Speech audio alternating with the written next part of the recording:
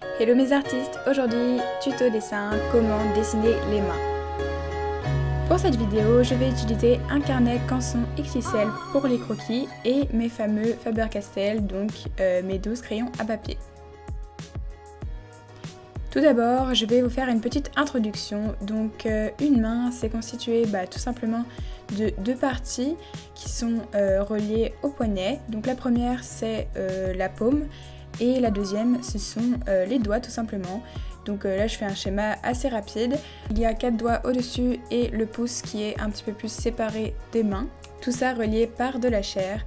Donc c'est vrai que c'est important de comprendre l'anatomie humaine avant de se lancer dans le dessin, car il faut comprendre les mouvements, les positions, etc. Je vais maintenant vous donner quelques techniques pour dessiner les mains. Donc la première, c'est d'utiliser des formes très géométriques, comme vous pouvez le voir, des carrés, des rectangles, pour dessiner votre main. Et ensuite de relier tout ça d'un trait continu. Donc c'est pour ma première technique. Ensuite, on va représenter la paume avec un grand cercle et les phalanges avec des ovales.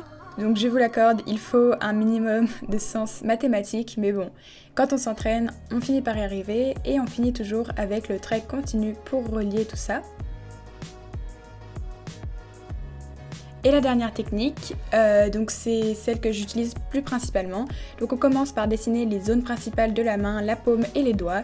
Et c'est un mix en fait des deux techniques, c'est-à-dire que là on va utiliser la première pour les formes géométriques des doigts et plus la deuxième pour la paume arrondie. On finit bien sûr avec le trait continu, mais voilà, cette troisième technique on l'utilise plus avec le feeling. Voilà, le principal problème pour dessiner les mains, c'est bien évidemment la position. Donc il existe des pantins en bois pour reproduire la position des mains, mais moi je trouve que la meilleure des choses à faire, c'est de poser, comme vous pouvez le voir à la caméra, et de tout simplement reproduire ce que vous voyez sur le papier. Donc moi c'est ce qui m'a vraiment aidé à progresser.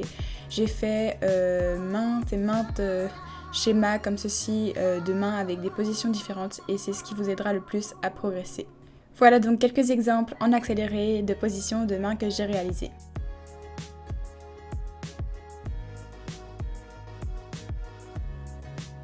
Et maintenant avec les techniques que j'ai mentionnées auparavant.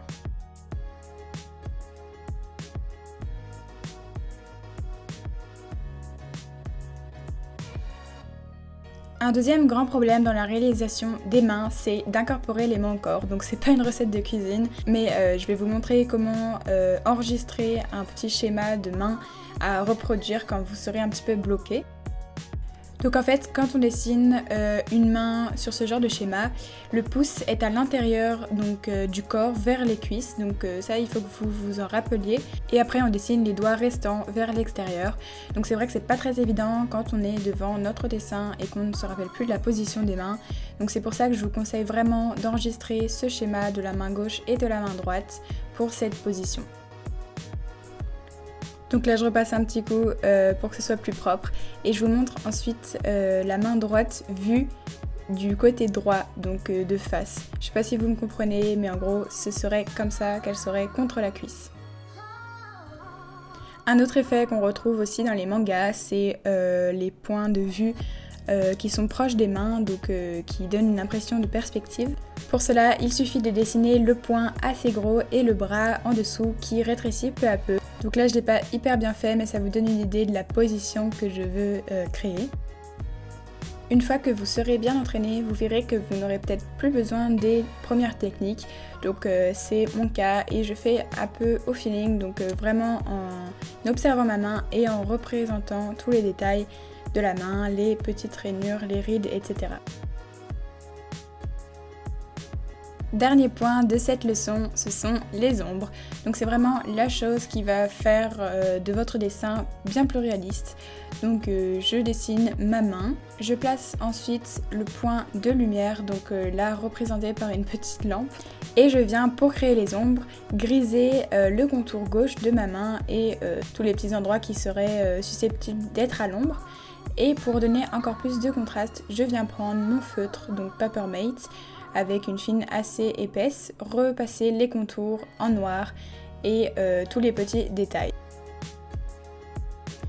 Je prends ensuite mon crayon 5B pour accentuer les ombres, donc je repasse aux endroits à l'ombre et après avec mon doigt je floute tout ça.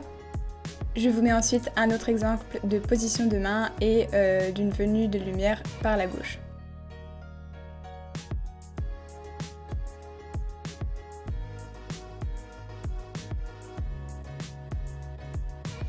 C'est tout pour cette vidéo, j'espère que tous mes petits conseils vous auront été utiles et n'hésitez pas à me dire dans les commentaires si vous progressez ou si vous avez d'autres conseils pour dessiner les mains. Sur ce, je vous fais de gros bisous et je reviens très vite pour un nouveau tuto dessin. Bye!